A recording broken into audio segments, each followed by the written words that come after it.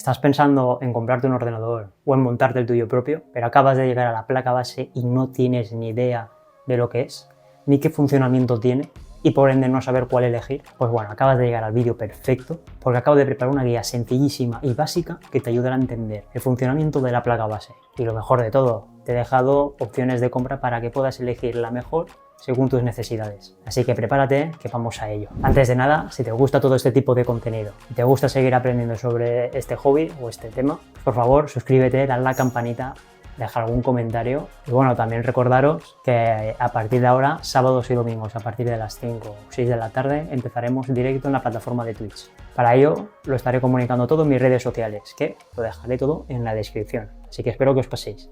Bueno, ahora sí, continuamos. Bueno, pues bienvenidos de nuevo al canal. Y aquí, pues como ya habéis visto al principio del vídeo, os he preparado una guía muy básica y muy sencilla para entender el funcionamiento de la placa base y saber cuál elegir según el uso que le vayamos a dar, es decir, nuestras necesidades. Bueno, pues seguramente para todos aquellos que sean realmente nuevos en este mundo se pregunten, bueno, ¿y qué es una placa base? ¿Cuál es el funcionamiento de ella? Bueno, pues para que lo puedas relacionar de forma rápida y sencilla, la placa base es como el sistema nervioso del cuerpo humano. La placa base es donde se van a conectar cada uno de los componentes del ordenador y es la que se va a encargar de administrar energía a cada uno de ellos para que puedan funcionar. Y ya no solo eso, sino que además se encarga de controlar el voltaje o la energía que entra a cada uno de los componentes para que no sufran picos de tensión y se terminen fastidiando. Mide las temperaturas de cada uno de los componentes para poder bajarles el ritmo, es decir, poder bajarle el voltaje y estos enfriarse. Así que por esto es por el que elegir una buena placa base según nuestras necesidades o el uso que vayamos a dar al ordenador es tan importante. Entonces, una vez tenemos todo esto claro, seguramente haya dicho, bueno, vale, pero yo es que he entrado al mercado, es decir, he entrado a páginas como Amazon, PC Componentes, para poder elegir piezas para mi ordenador y he visto un montón de tipos de placa base. E igual no sé cuál es mejor o no sé cuál es peor o no sé qué necesitaría. Bueno, pues vamos a ir por partes. Lo primero es que la placa base sí hay 4 tipos. En sí digamos que hay como 4 tamaños. Y en estos se van a dividir en mini ITX, que es lo que estáis viendo ahora mismo en pantalla. Y la mini ITX básicamente es una placa base cuadrada, pequeñita, perfecta para setups que o bien no haya mucho espacio y quieras un ordenador y tenga que ser pequeño, o bien simplemente porque te guste tener un ordenador pequeño. Porque la verdad hay ordenadores pequeños muy chulos y que funcionan muy bien y son muy potentes. Eso sí, el único problema es que tienden a calentarse un poquito más, pero los componentes aguantan temperaturas altas y sobre todo ese tipo de temperaturas. De hecho, Torotocho tiene un vídeo en su canal en el que monta pues, un ordenador mini ITX y de hecho es muy potente. La siguiente es una micro ATX, digamos que la ATX es la estándar y la micro ATX es una versión reducida, un poquito más rectangular que la mini ITX, pero sigue siendo pequeñita, es decir, un tamaño medio. Digamos que mini ITX es tamaño pequeño y micro ATX un tamaño medio.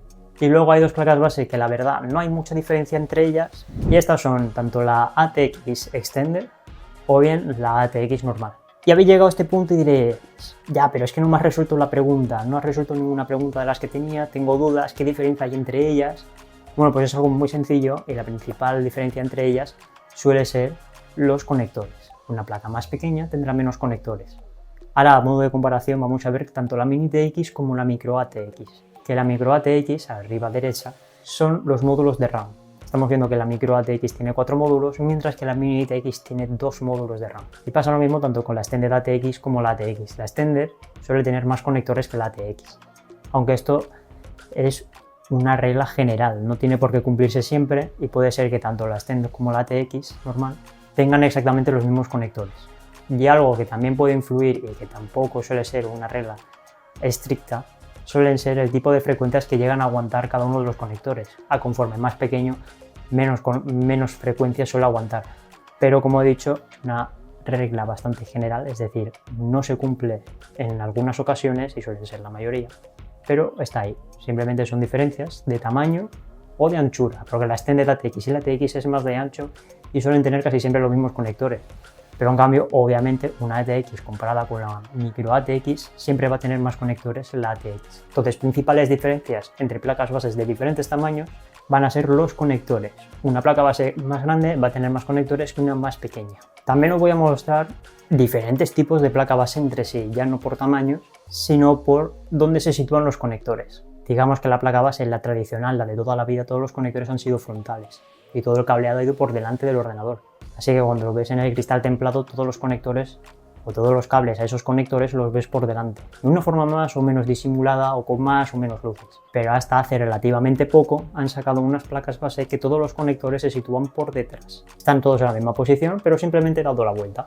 ¿Y qué se consigue con esto? Bueno, pues según algunos estudios que han hecho, lo que se llega a conseguir con esto es un mayor flujo de aire, puesto que no hay ningún cable por dentro del ordenador en mitad, estorbando un poquito al flujo del aire, pues suele ser un aire más fluido, ya que no tiene mucha interrupción. Por lo tanto, puede llegar a bajar algo la temperatura. Así que simplemente lo han hecho por eso, para facilitar y dar un mejor flujo de aire a cada una de las cajas pues, que vayan sacando, o las que sean compatibles con este tipo de placas. Vale, pues nada, ahora una vez tenemos claro tanto lo que son los tamaños de las placas base como los dos tipos de placas base, hablando de los conectores, vamos a hablar qué son cada uno de los conectores y más o menos cómo lo distribuyen las placas base y cómo identificarlos. Para ello vamos a coger la placa base tradicional, la de toda la vida, que es sobre todo la que más abren a día de hoy, que son las conexiones frontales. Vale, pues como estamos viendo en esta imagen de a continuación, con todos los conectores frontales, que es la misma que hemos visto anteriormente, vamos a empezar por lo básico, un poquito más lo chungo a la hora de verlo, ¿vale?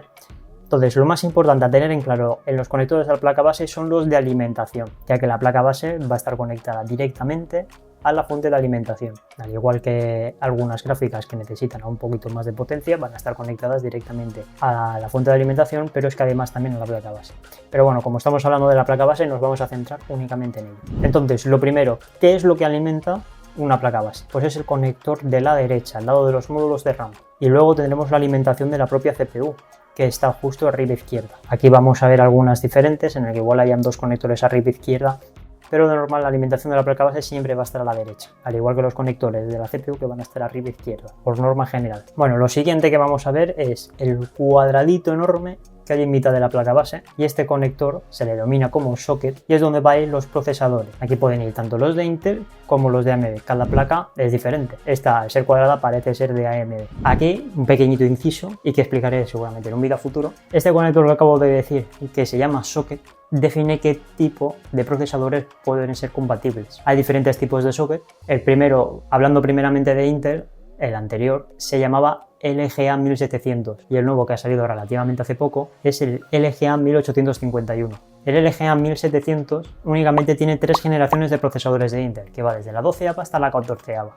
Es decir, toda placa que tenga este socket es compatible con estos 3 procesadores. Eso sí, cabe recalcar que igual si has adquirido una placa base anterior a la generación 14ª, te toca actualizar la placa base para que te permita o para que pueda leer este procesador de la 14ª generación. Y lo mismo ocurre tanto con las placas de AMD como con el socket LGA 1851. Una placa anterior a una generación nueva, siempre hay que actualizarla para que pueda admitir a la generación nueva. Vale, y ahora hablando de AMD, el socket de AMD, lo anterior es el AM4 y el nuevo es el AM5. Y aquellos procesadores con el socket AM5 son incompatibles con AM4 y lo mismo ocurre con AM4 a AM5. Por lo que a la hora de elegir una placa base tenéis que tener cuidado y saber qué tipo de socket va a tener el procesador o va a tener la placa. Así que tener claro si vais a ir a Intel o a AMD. Entonces nada, continuamos con la explicación.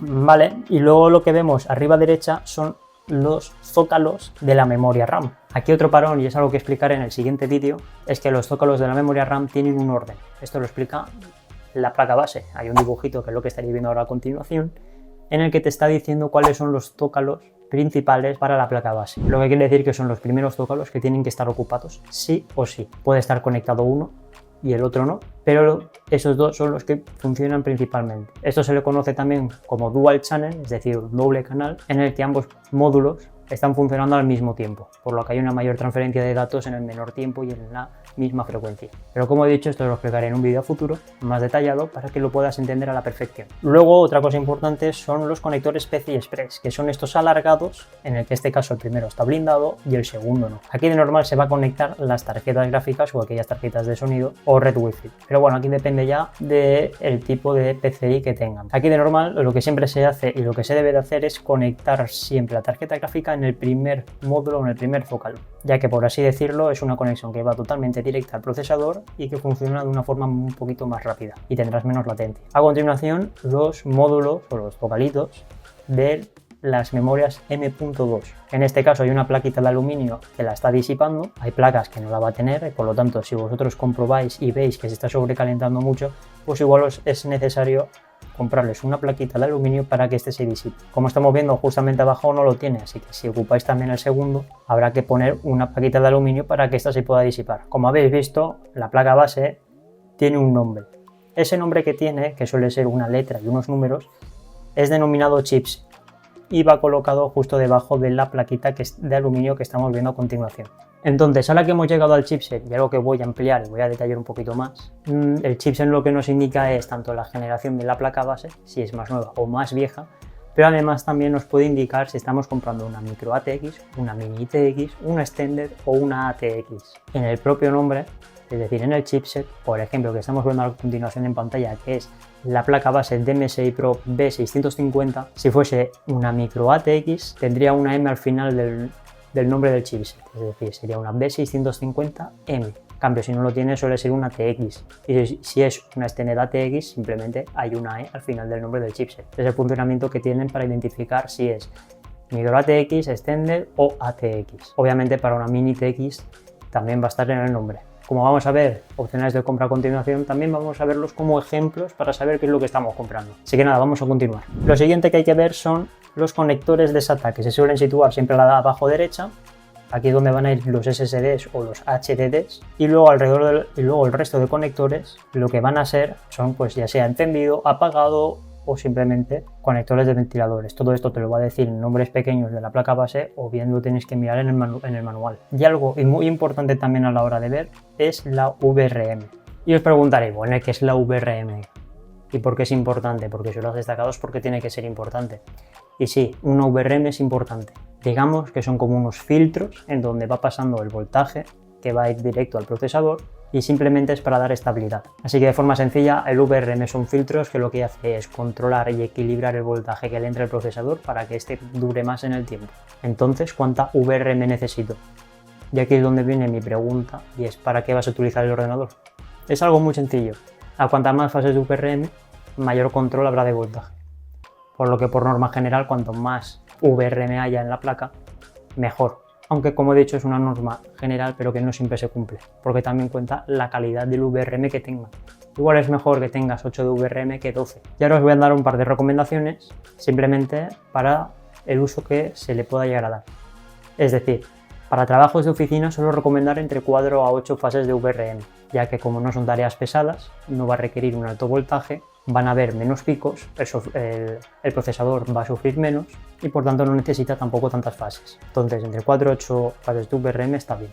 La siguiente, si vas a utilizar procesadores de gama media, igual te puede colar alguno de gama alta, como un i7 por ejemplo, o un Ryzen 7, y simplemente vas a jugar a juegos que no sean muy pesados, pues puedes estar jugando entre 8 a 10 fases, incluso puedes llegar a 12.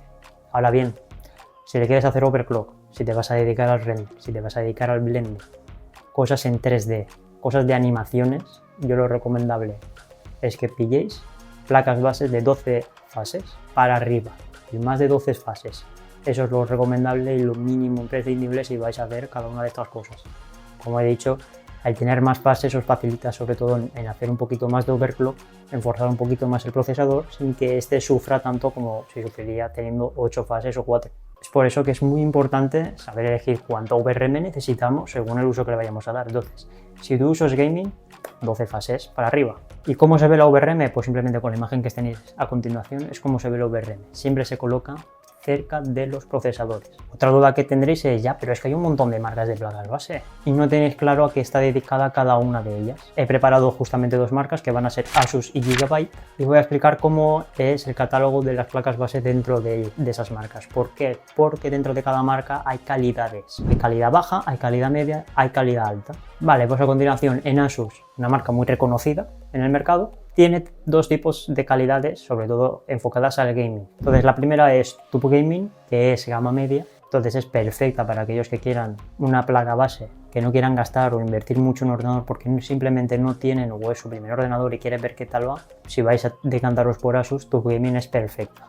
Os permitirá hacer algo de overclock dependiendo de la placa, porque la placa lo tiene que permitir. La segunda calidad para gaming es alta y se identifica como ROG Strix. Esta ya es un poquito más bruta, que tiene más RGB y también nos va a permitir hacer overclock, por lo que es muy buena marca y muy buena gama para aquellos que vayan a dedicarse al gaming o incluso al streaming. Ahora bien, si os vais a dedicar a creadores, tema de, como he comentado, 3D, Blender, animaciones, entre más cosas así de pasadas, tiene una sección especializada para ello que se llama ProArt. Estas son placas que simplemente se dedican o están fabricadas específicamente para aquellas personas que se dediquen a crear, ya sea en contenido, ya sea por ilustraciones, ya sea porque se dediquen en 3D, Blender, demás aplicaciones o demás tareas pesadas como he comentado. Vale, y ahora otro ejemplo para ver es Gigabyte. En este caso Gigabyte simplemente tiene para gaming y tiene la Aorus, que es de gama alta, y hay una que tiene las siglas UD, que significa Ultra Durable, que simplemente es como la versión light. Por ejemplo, MSI también tiene la suya y entre otras marcas también va a tener esas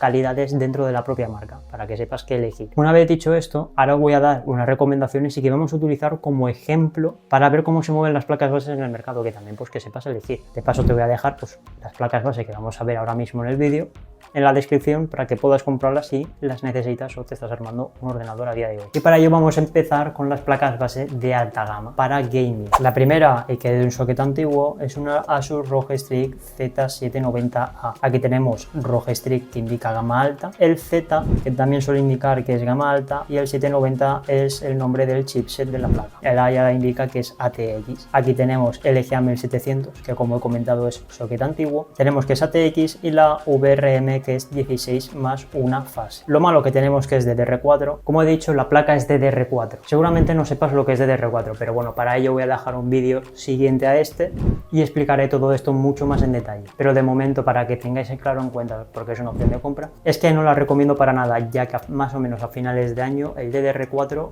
va a dejar de fabricarse y ya con el tiempo desaparecerá del mercado.